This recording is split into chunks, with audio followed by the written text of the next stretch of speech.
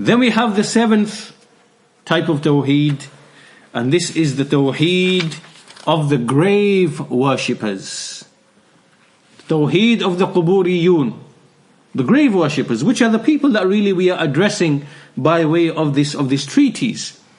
And so the Tawheed of the grave worshippers really is that they say, as long as you believe that only Allah creates, only Allah provides, only Allah controls harm and benefit, and only Allah gives life and takes life, then as long as you maintain this belief, it doesn't matter. You can call upon a saint.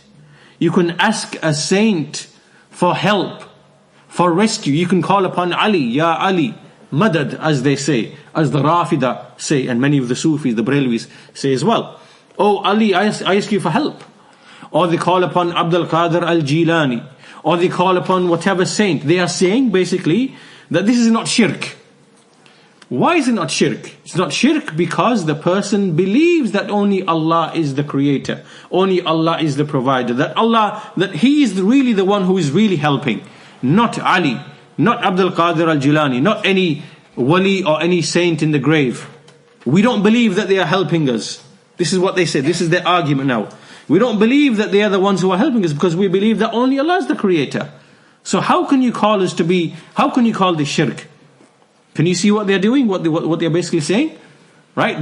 It is as if they believe that you can only become someone who commits shirk if you believe that someone besides Allah has power over life and death, has power to bring harm and to repel harm and to bring benefit or to prevent benefit. Only then can you ever become a mushrik. But as for what you do in your deeds, you can call upon this one, you can invoke that one, you can sacrifice a chicken to this one, you can do such and such for that one. Right? You can, all these acts of worship, you can do them day and night. That will not expel you from Islam up until you believe that the wali can create, that the wali has power over life and death, that the wali, he has power over harm and benefit, that you believe that he is the one who cured your cancer, that he is the one who granted you a child. Right? So they say that we don't believe any of this. We believe only Allah creates, only Allah provides. So how can you call this an act of shirk? Right? We are only seeking the intercession. Right? So in other words, they are giving them all of the actions of worship which belong only to Allah, but they are saying we are not committing shirk because we believe only Allah creates, provides, sustains, gives life, takes life, controls benefit, controls harm. Right? So this is what they claim is the Tawheed of the messengers. And this you will find with the grave worshippers. And again, this is batil, this is false, because we know that this really is no different to what the pagans of Quraysh in the Quran, what they believed. And in fact, we established in the previous lesson, many verses in the Quran which establish this. وَلَئِن سَأَلْتَهُمْ مَنْ خَلَقَ السَّمَاوَاتِ وَالْأَرْضِ وَسَخَّرَ الشَّمْسَ وَالْقَمَرَ لَيَقُولُنَّ اللَّهِ. If you were to ask them, who created the heavens and the earth and subjected the sun and the moon, they will surely say Allah. And many other ayat mention other things as well. You know, who is the one in whose hand is the earth, the earth and whatever is within the earth, the one who regulates all of the affairs, the one who created you, the one who, all these actions, they affirm them and they believe them that they belong only to Allah. And so the argument of the Quran is that if you affirm all of these affairs for Allah, then how are you deluded? Why then are you worshipping? Why are you then calling upon the dead? Why are you then calling upon Isa? Why are you then calling upon worshipping the angels, worshipping the jinn? Why are you making worship for other than Allah when you affirm and accept that only Allah is the creator, provider, sustainer? This is the essence of the argument of the Quran, right? So these people who claim and they say, well, you know, we believe only Allah is the creator and we can ask Abdul Qadir al-Jilani for help. Right? The whole Quran came to invalidate this argument. Because the argument is that if you believe only Allah is the creator, provider, sustainer, the one who answers the dua, the one who controls benefit, controls harm, then why are you invoking others besides Him? It follows therefore that you call and invoke only Him.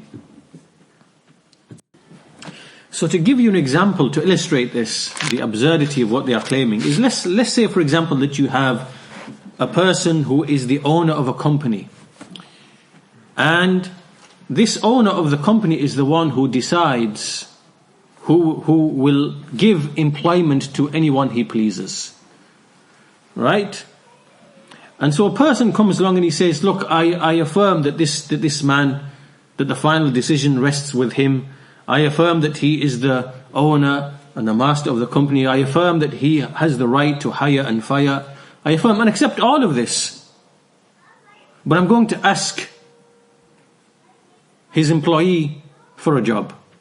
I'm going to go to the employee and ask him, can you please, you give me the job?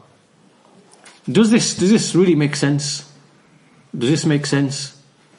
Does this really prove that he really truly believes that the owner and the master is the one who hires and fires? And obviously it's a contradiction. It's a contradiction, right? It shows that either you are mad, you are insane, like what the Quran says, فَأَنَّا تُسْحَرُونَ. How then are you deluded? أَفَلَا تَعْقِلُونَ? Will you not have any intelligence and understand? This is the argument. So likewise, when the grave worshippers, when they come and they say, well, I believe Allah is the creator, provider, sustainer, gives life, takes life, guides, misguides, controls all of the affairs. I believe all of this. But I'm going to ask Abdul Qadir al-Jilani to save me in a calamity. Or some wali, I'm going to ask him to cure me for my disease. Or I'm going to invoke him for some need or the other. How does this even make sense? You just contradicted yourself. Because if you truly, genuinely believe that only Allah is a provider, sustainer, a creator, gives life, takes life, benefits, harms, you will say, oh Allah, aid me, oh Allah, help me, oh Allah, whatever else. You will worship only Him alone. Your devotion will be only to Him alone. And this is the essence of the argument of the Quran against the various types of mushrikun. Those who worship stones, those who worship stars, those who worship idols, those who worship jinn, those who worship angels, those who worship the prophets, those who worship the righteous. All of these are just different things that they worship, right? The issue is that your worship should only be to Allah Azza wa Jal and not to these other things. So this is the Tawheed of the grave worshippers. This is not the Tawheed of the messengers of Allah Azza wa Jal.